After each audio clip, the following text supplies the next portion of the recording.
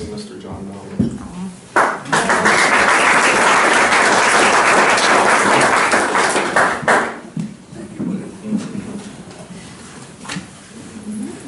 Does this thing work? Good evening. It's there for show. Pull it down so we can see you. I lost my vote.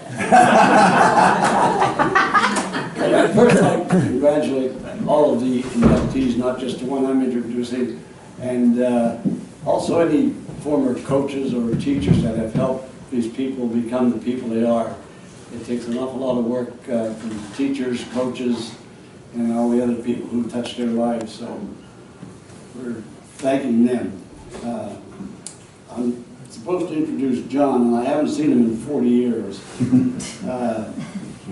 He started the fourth game of his freshman football season. I always thought he was quiet and reserved and he didn't talk much. But I found through the time that he likes to talk. And you get on the phone with him, be prepared for about a good hour. And then he sends me this. I thought I had all of his things here, and he sends me this note for Akron, for Arkansas, and said that I wanted to spend some more things about his past beyond high school, all of his accomplishments, and we just go on and on. These pages here. I looked at this when I got it, I didn't know what I was going to do. Cardinal Hall of Fame nominee, information, accomplishments beyond high school. Had the privilege to be associated with some of the best coaches in the country, Lou Holtz, Frank Royals, and a whole bunch of people that are kind of national icons, I guess. And John worked quite hard, you know, to get where he is. He got a bachelor's degree, I think in East Stroudsburg, and then he got a master's degree down in Arkansas. And yeah, there they are. Bachelor's degree from University of Arkansas, master's degree from East Stroudsburg University, and he taught Pocono Mountain for several years, I think, with Coach Bush. Was he, John, where is he? I'm right here. Coach Bush, was he the one you were working with? For baseball, it was Lewis. Joe Lewis. Joe Lewis, yeah. Okay. Yeah. Now, John Bush coached me in high school for 3 years. Yeah. But we go on and on with John, with all this information he sent to me. He's living in Arkansas, and he sort of got away from us. He was quite a coach as well as being an outstanding player. I mentioned earlier, in his freshman year, we started using him as a starter on a football team. It took some time to notice that about John. And then he got himself down there to Arkansas. I think baseball was his true love, even though John played football, John wrestled. I think at one time he had the fastest pin, 12 seconds. No, that's Nathan. Nathan, you're 15. I had a 38. 38 is my fastest. Whatever it was. And you know, you can just go on and on about John's athletic life. He got down there in Arkansas and got coaching baseball because it's so much better there. They have longer days to play baseball. Maybe not right now with all the hurricanes, but throughout the normal year, they get more playing time in baseball than we do. So,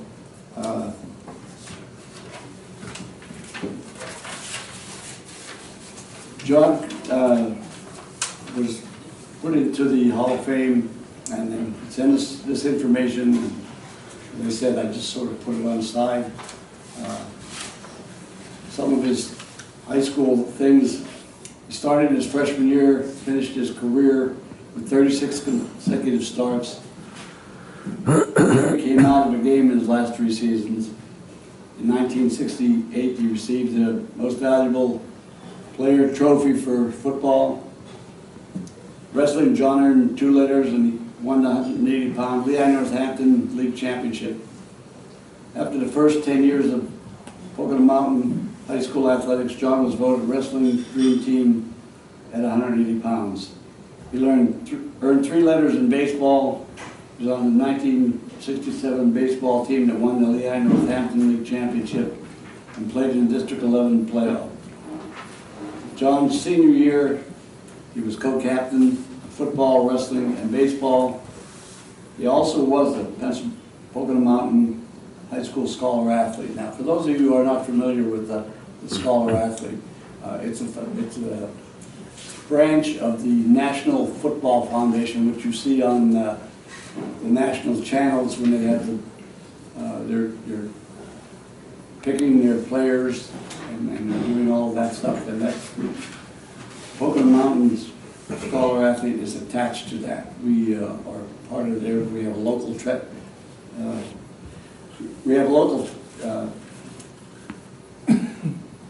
part of that in Allentown area. So that's quite an honor for any athlete to have, especially the football players. In 1974, John started coaching football and baseball.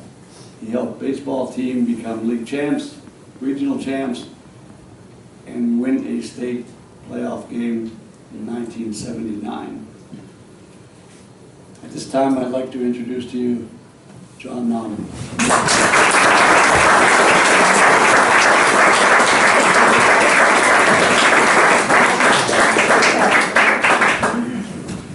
His notebook is bigger than that thing up there. Yeah, I know.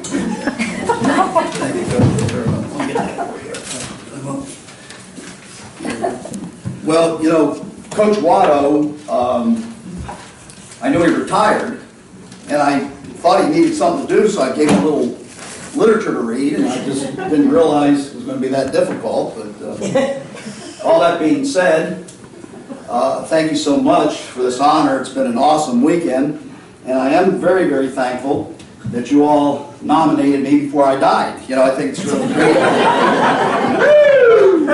But more importantly, I think it's great that you nominated me before Ed Watto died, because there's no one else who knows me and could introduce me. So, you know, that being said, But he's not going to die, ever. no, I think he's eternal. You know.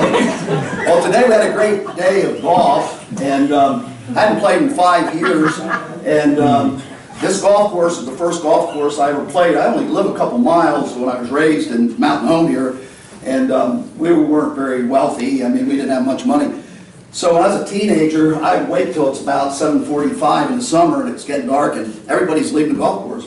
And I'd either carry my clubs up here when I got old enough, I'd drive up here, park my car down the road and walk over here and play about 3 holes and just keep circling around so until it's too dark you couldn't play anymore. And that's how I really got started playing a little golf. And it was such a great memory as we were playing some of those holes today. And what was great is we had a foursome, and I got to play with Gary and Sherry. Sherry's one of our nominees, and I got to drive one of the carts, and my partner that I was riding with me was Invisible Man. I mean, he wouldn't talk, you know, he wouldn't look at me, nothing, you know. Well, I'm thinking, Bob was real nice. He said, "Oh, go down there. Yeah, there's a cart down there." And I'm thinking somebody's waiting for me. And no, I'm driving by myself, you know. And so they let me play with them. And so we were taking a 4th shot, an extra shot. In the first 3 holes, I noticed that Gary would take a shot, and Sherry would take a shot, and Gary takes. I'm saying, hey, you know, I'm on this team too. You know, why can't I take that extra shot? And Gary was very nice. He says, because you stink. You know, that's what you want to win this thing, you know?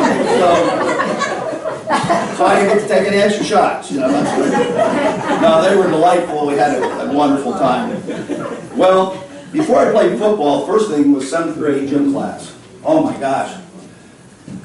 I went in there, and they give you this pair of shorts, and gave you this t-shirt that says Pocono Mountain on it, and then there was this thing, looked like a slingshot. What is this?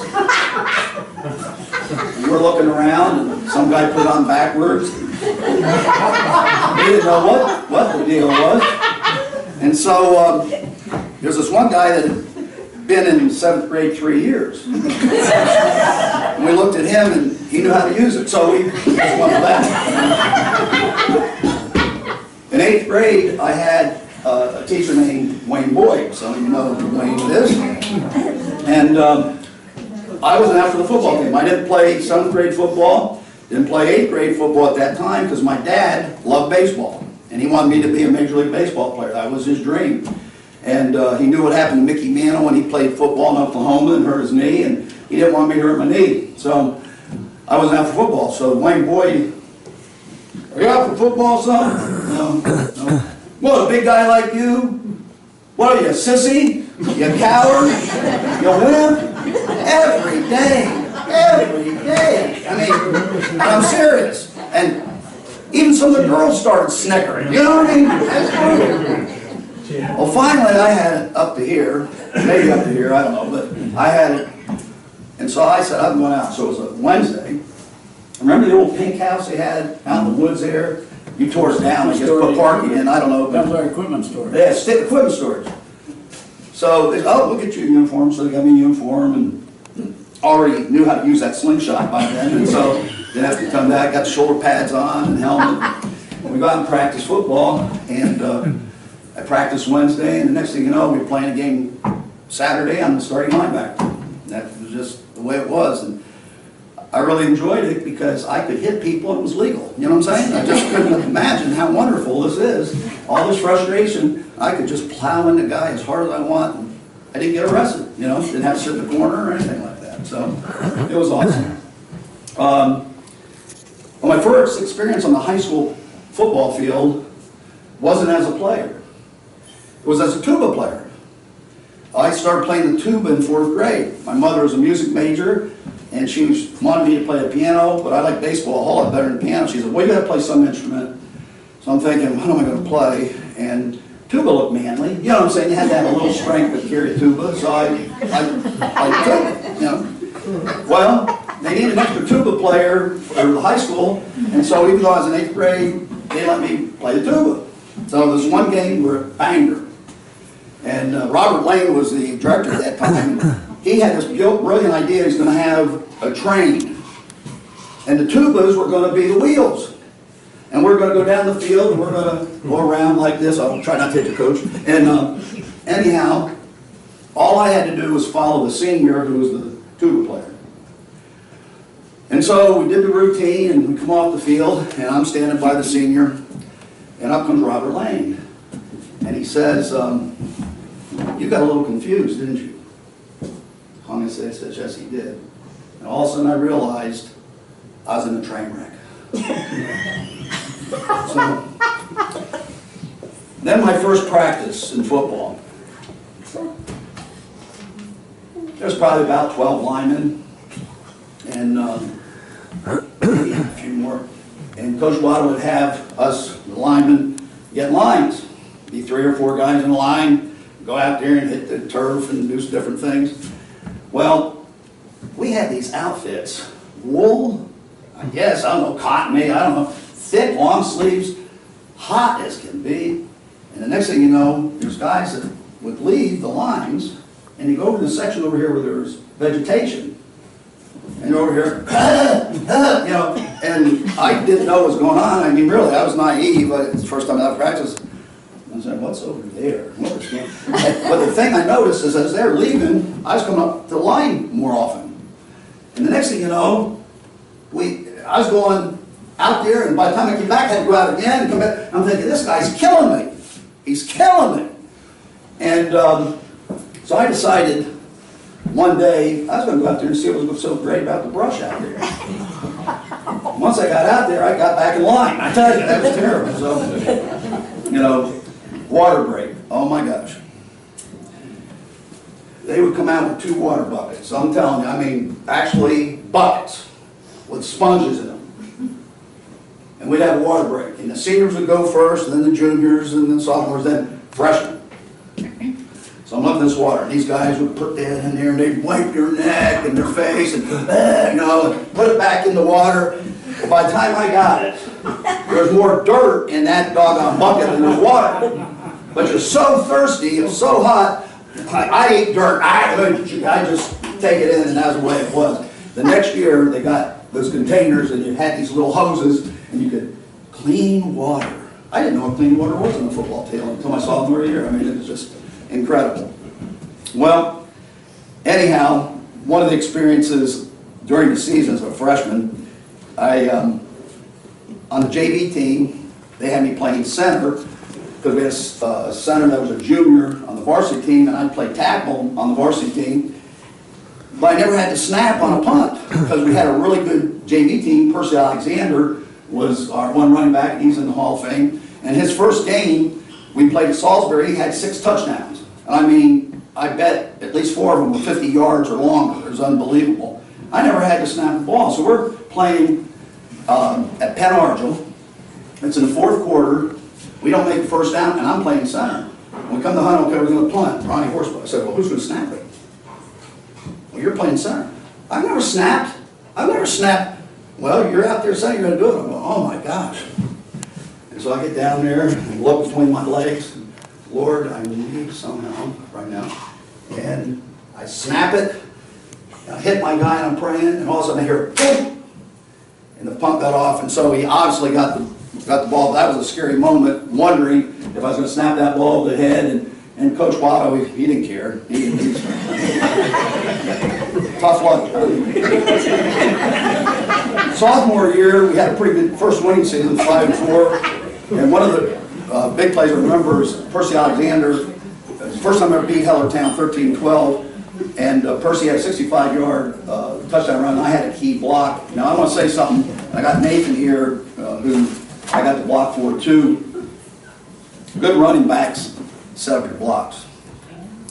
I looked really good because those guys knew how to set up a block.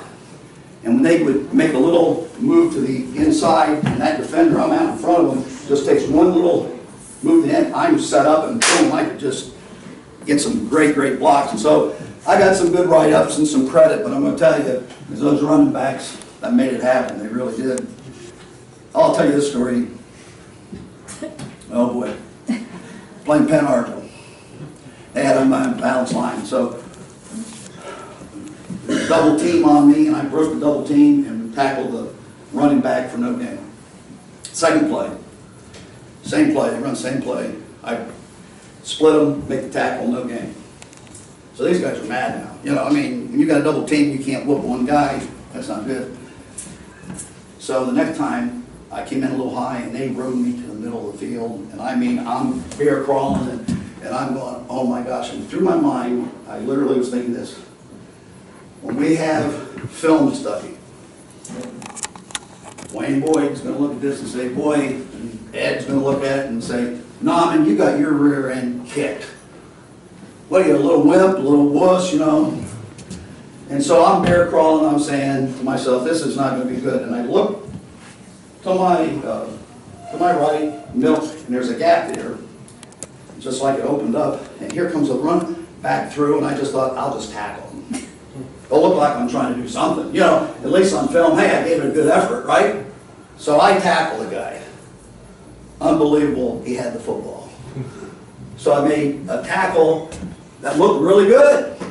I got my rear end kicked on that play, there's no doubt about it. So things like that are funny. And Nancy Post, who was our senior, she was a homecoming queen our senior year, but as a sophomore, she was just a cute girl in the class. You were right, Coach. Up until my senior year in high school, I was shy, bashful. I didn't have my first date till the summer before I was a senior in high school. I didn't know how to talk to a girl, and I was in the line for lunch. I can remember this beautiful girl coming up, and she looks at me and says, "Oh, John, you did so wonderful on Friday night. I could just give you a kiss." And I just stood there like a big dummy. You know, couldn't say a word, didn't know what to say. It probably turned 30 shades of red. And that's where they thought I was stuck up, Coach. It was just that I was shy. I just didn't know what to say. My senior year, that was awesome. That was awesome. Had my nose fixed. I had it broken. And my junior year, I was in a car wreck, coming home from our first football game, and a drunk ran into us. I hit my nose on the dash. I flipped my nose back like this, and it didn't quite set right. So I had my nose straightened out so I could breathe and everything. So we had summer practice. We got these new helmets. We had this tackle drill. I tackled, my helmet came down, busted my nose, cut it right here, and I'm thinking, busted my nose again. I took my helmet and threw it. And Coach, who has so much sympathy, walks over, grabs the helmet. "Don't do that, John, you could ruin this." Doesn't care if blood's coming down my face. The helmet, the equipment manager, you know, he had that covered as well. So anyhow, that was football. Now wrestling. I didn't go out my freshman year, and I'll tell you why I didn't go out for my freshman year. I was scared to death that I would get pinned in front of a group of people. I'm being honest. But they made me do the intramural stuff. And I won the intramural championship. I think that year was 158, something like that. And so the next year, Coach Watto, my good friend, and Wayne Boyd team up on me. "You're going out for football, you know. You're going out for football." I said, "No, you're going out for wrestling. You're going out for wrestling. You don't have a choice. You're going out for wrestling." So I went out for wrestling. So we're in this room, and I got to see the new wrestling room. Our old room wasn't quite like this new one we have, Coach. You know? Right now? Yeah, this one right now is kind of nice, isn't it? It's kind of nice. The one we had was the old rifle range. And the ceilings were low, and it was hot. But I wasn't, you know, I was at probably about 165 then, and I didn't need to lose weight. I didn't want to lose weight. I was trying to gain weight. So I couldn't practice in shorts and a t-shirt, and everybody else was in sweatshirt, and they hated my guts. Because they're sweating like mad, and I got my t-shirt and shorts on. So it's time for our first match, and we're going to wrestle Bangor. And we have seniors in the upper classes, but we didn't have another heavyweight. So Coach Watto, in front of all the guys, it was like 60 guys. "Okay, Nam, we don't have a heavyweight. Now you could wrestle heavyweight. Now you might have a guy about your same size, or you might have a guy who could be 240 pounds. You want to wrestle?" Now what are you going to say in front of everybody? "Oh no, Coach, I don't want to wrestle. I might get hurt. You know, I might get beat. You know." "Oh yeah, Coach, I'll wrestle." So I wrestle. So we go to the weigh-ins. Yeah, he was like me, all right. He was all 235 or more. I mean, big old peasant. So we got there to wrestle, and I mean, he takes me down, and I escaped. And but that first period was tough. And then I got a takedown on him later. He got an escape. We're in the third period. It's 3-3. I don't know. I haven't wrestled before really all that much, but I knew I wanted to win. So with like 15 seconds left, I shoot in on this guy who's 235 and I'm 165. He just plops down on me and gets a takedown and I lose 5-3. So that was my first match there. Then the second match, I think it was Sladington. And our 180 pounder was in a car accident and hurt his sternum and couldn't wrestle. So we had a senior who could wrestle JV, he was wrestling JV, or me. And so my good friend, Ed Watto. I will make a decision who's going to wrestle 180. I can't remember the name of the other guy at this time. That guy or Naman. So here we travel about an hour, and I'm thinking, oh, geez. I've wrestled one high school JV match, and I might be wrestling varsity. And we get there, and Coach Watto says, "I made my decision. Naman's going to wrestle varsity." Beautiful. Now, watching all these matches and whatever, but you go out and warm up, the other team would warm up, and the captain's wrestle in the middle. Guess who the captain was? Yeah, you got it. The guy I'm going to wrestle. I find out later this guy ends up losing by one match from going to the States that year. And my good friend, Eduardo, puts me out there against this guy. So we had the match won, and Ed had me, and he's behind me, on my shoulders. He said, now, John, we got the match won, don't worry about it. But remember one thing, just don't get pinned. The one thing that I was most fearful of, why did you say that, Coach? Okay, so my wife is now, it's time to cut off, so I don't want to say, well, let me just throw out a few things here real quick. Before I go. Whoa, what happened? Did you pin him? Really? You want me to continue? I do. Okay. Well, my wife, she's going like this, so. So after Swallowed that, a grape and she Here's what was happened. choking on it, John. So I went out there and I said, you know, the reason we're winning this wrestling match and we got it won is because our guys are aggressive and they get takedowns. So I mean, the whistle blows and I go right in and take this guy down. And I'm winning 2-0. And I'm thinking to myself, hey, this isn't so bad. I didn't know how good the guy was. I knew he was a captain, but I didn't know how good he was. The next thing you know, he reverses me, and I'm eating mat the next, 2.5 periods. And so, thank you, Coach Waddle. I love it. And I will say this: a lot of the JV teams we played didn't have full JV teams. I will promise you this: every match we had, he always found somebody for me to wrestle. Always. Either 165, 180, or heavyweight. He had somebody for me to wrestle. Today, I understand why. Back then, I didn't. But I want to say thank you that you saw something in me. Because if you didn't see something in me, I wouldn't have been out there. And so, that's a blessing.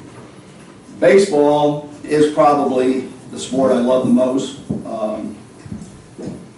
My senior year, I hit 475 and was MVP of the team, and went to the University of Arkansas and earned a scholarship at the University of Arkansas and played baseball there.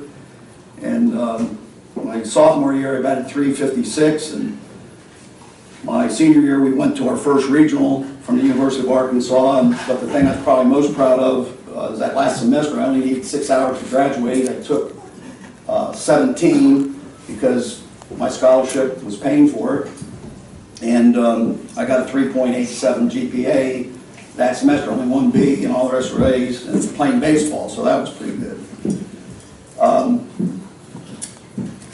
I got to work for the University of Arkansas in 1982.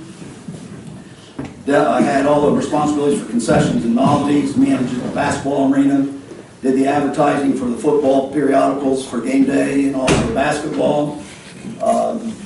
Also, director of the baseball camps for 13 years, and we had satellite camps, and I was telling Bill, Jim Harbaugh was getting a lot of static around these satellite camps outside of Michigan. We had them around, in 1982, I had them all around the state of Arkansas. They weren't on campus, and no one said a word about that, but football, of course, is a different animal, different breed, and I had a chance to be around Lou Holtz, Ken Hatfield, Houston Nutt, Eddie Sutton, Nolan Richardson. Norm McBrien won 1,162 baseball games in 33 years as a coach. He was my coach, and we had John McDonald, who won 42 national championships, if you include or add up cross-country, indoor track, and outdoor track. So I had some really incredible people to be around. Frank Broyles was my boss for 9 years, and it was 1989 that God was working on me and wanted me to be a pastor. I go and see Frank and I said, Coach, there's a church that's willing to bring me on bivocation, but I need this job so I can have money to support my family. I'll promise you, they know I will not do anything to jeopardize the success of this university and my responsibilities. And he told me, he said, John, there's a time in my life when I thought I would be a pastor too. And he gave me that opportunity. By the way, thank you for this watch. Really nice. What does it say? 6:30? Okay, good.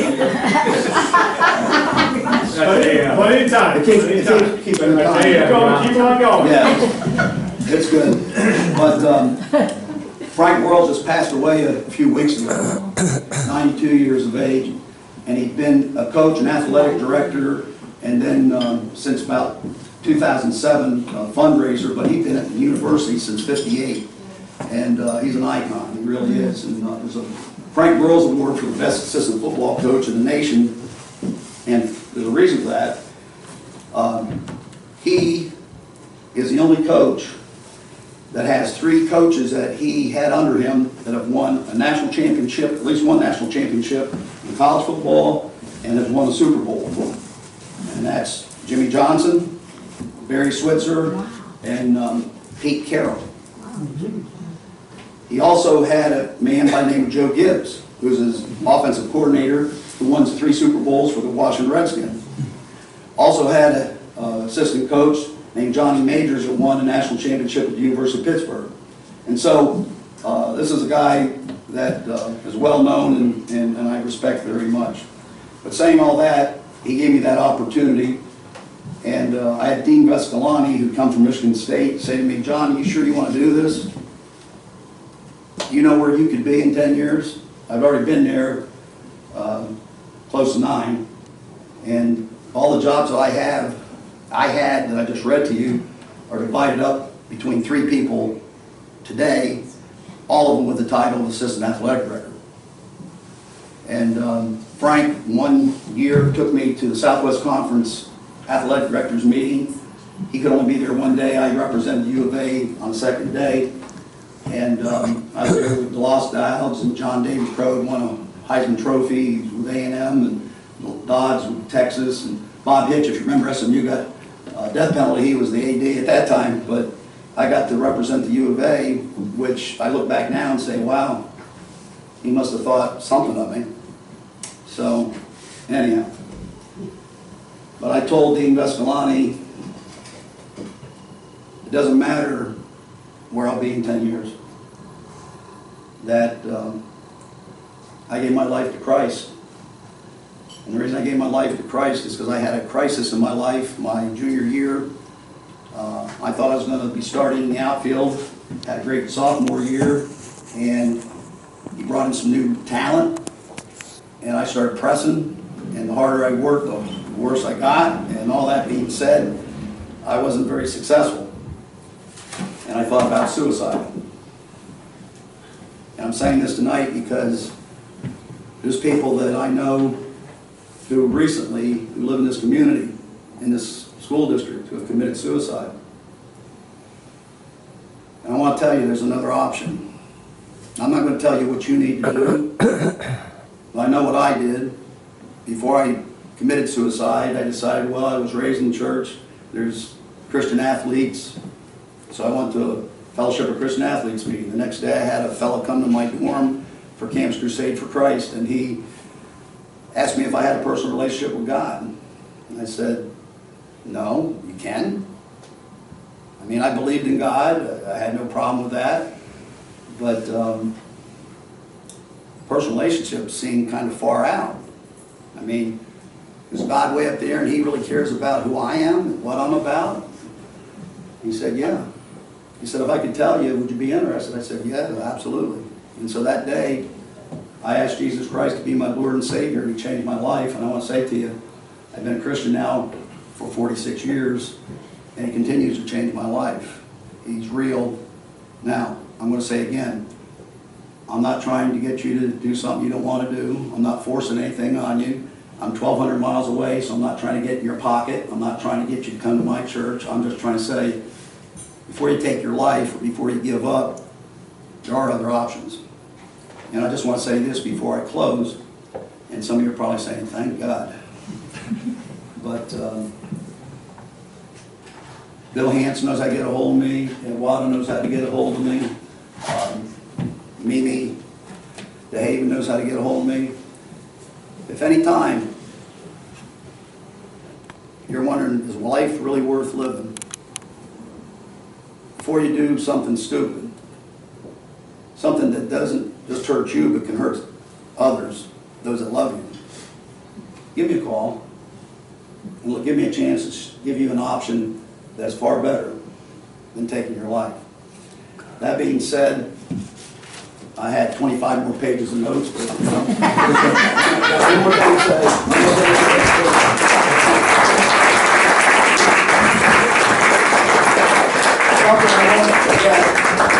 Something I won't forget, and we used to sing this as we come back from the road of victories in football. The Pocono Mountains praise we sing, that thou hallowed halls might ring, with the knowledge that will guide our life, we look to thee. On mountaintops poised in majesty, nature unfolds.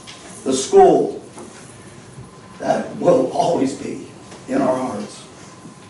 Pocono. No. Thank you.